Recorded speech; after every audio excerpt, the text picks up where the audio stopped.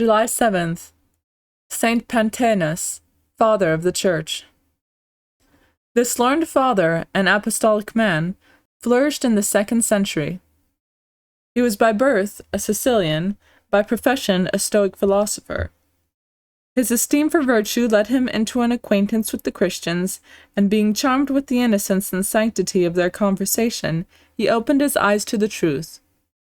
He studied the Holy Scriptures under the disciples of the apostles, and his thirst after sacred learning brought him to Alexandria in Egypt, where the disciples of St. Mark had instituted a celebrated school of the Christian doctrine.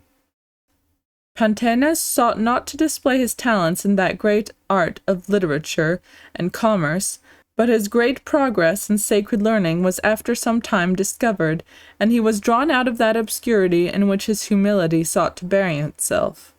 Being placed at the head of the Christian school, some time before the year 179, by his learning and excellent manner of teaching, he raised its reputation above all the schools of the philosophers, and the lessons which he read and which were gathered from the flowers of the prophets and apostles conveyed light and knowledge into the minds of all his hearers. The Indians who traded at Alexandria entreated him to pay their country a visit, whereupon he forsook his school and went to preach the gospel to the eastern nations.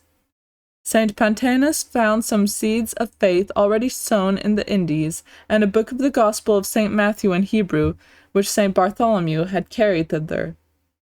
He brought it back with him to Alexandria, whither he returned after he had zealously employed some years in instructing the Indians in the faith. St. Pantaenus continued to teach in private till about the year 216, when he closed a noble and excellent life by a happy death.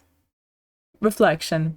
Have a care that none lead you astray by a false philosophy, says St. Paul, for philosophy without religion is a vain thing.